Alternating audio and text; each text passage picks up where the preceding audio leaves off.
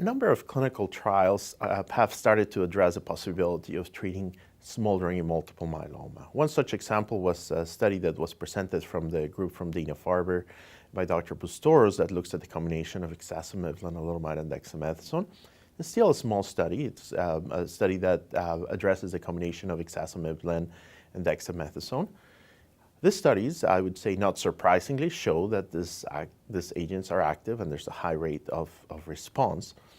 And of course, as we think about the potential of a treatment for patients with smoldering, suddenly the scope of who needs to be treated is greatly expanded. So I think we need to get in-depth, detailed information about these regimens.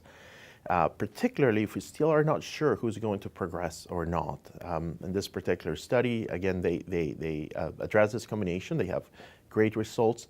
But I personally have to say we still have to wait for the larger studies in smoldering before we make recommendations about initiation of therapy. I mean, the road was paved by the studies of Dr. Mateos from Spain, studies that have been published and discussed elsewhere, for instance, even with simpler approaches like lenalidomide.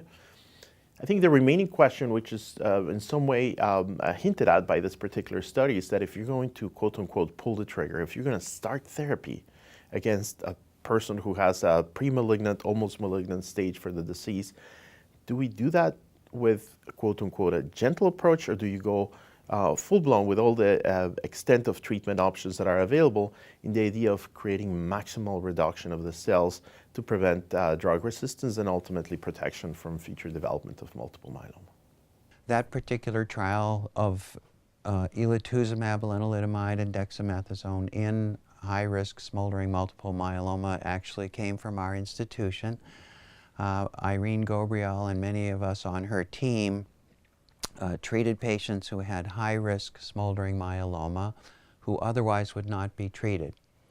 They had high-risk smoldering disease based on kappa lambda ratios greater than 20, bone marrow plasma cells greater than 20%, even though they didn't have calcium, kidney, and anemia or bone disease. These patients we know will progress to myeloma in 18 months to 2 years if we don't treat them.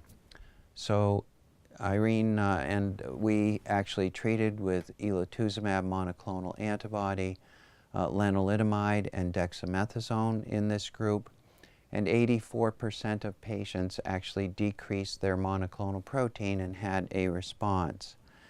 That was very well tolerated, and with very early follow-up, patients have not progressed. The study also includes a genomic profiling, so before therapy is started and after therapy or after progression occurs, in order to understand what might be the pathways that are implicated when a myeloma patient from smoldering progresses to active disease. And there is some early evidence that the MAP kinase pathway may be implicated, for example. It's early days, but the concept that's important is that a therapy such as elotuzumab, lenalidomide, dexamethasone that is FDA approved to treat relapsed, more far advanced disease is now being used because it's well tolerated earlier in the disease in smoldering myeloma with the view of delaying progression to active disease or someday preventing progression to active disease.